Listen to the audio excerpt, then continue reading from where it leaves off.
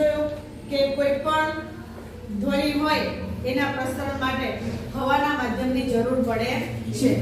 શૂન્ય અવકાશમાં એટલે કે જ્યાં હવાનું જ અસ્તિત્વ ના હોય, બરાબર છે, ત્યાં આપણે ધ્વનિ સંભળાતો નથી. હવે આપણે બીજી પ્રવૃત્તિ જોવાની છે કે પાણીમાં ધ્વનિનું પ્રસરણ થાય છે કે નહીં. તો એના માટે સૌથી પહેલા આપણે શું કરવાનું છે, કોઈ પણ એક પાત્ર લેવાનું કે જેમાં આપણે પાણી ભરવાનું, ઘંટડી કે બેલ કે અવાજ કરતું કોઈ પણ સાધન લેવાનું, એને પાણીમાં તમારે વગાડવાનું છે અને એક કાનથી તમારે એ ધ્વનિને સાંભળવાનો પ્રયત્ન કરવાનો છે.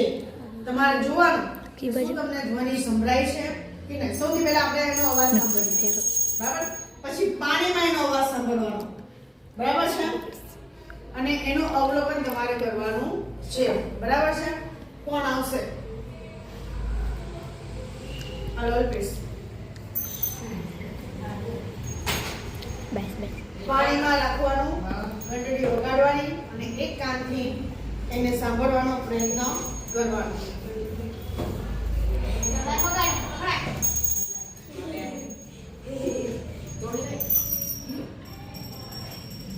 હા, સંભળાય છે? હા, ઓકે, ચાલો. ત્રિપાલ.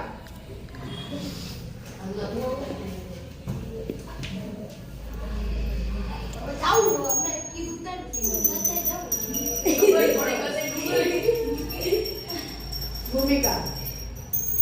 અવાજ સંભળાય છે? એટલે કાન જરાક સાફ રાખીએ તો વધારે સારો સંભળાય, બરાબર ને? ઘંટી અંદર પાણીમાં ડૂબી.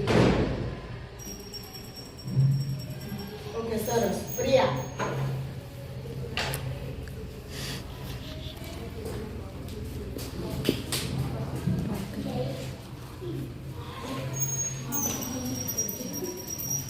સંભળાય છે અવાજ? હા. કરણ. કરણ. हमथे हम तो वीडियो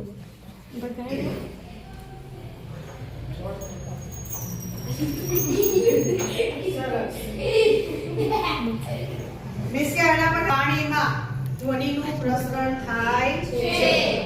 હવે આપણે આગળ જોવાનું કે કોઈ પણ ઘન પદાર્થ હોય, દાખલા તરીકે લોખંડ છે કે લાકડું છે, તો શું એમાંથી ધ્વનિનું પ્રસરણ થાય છે?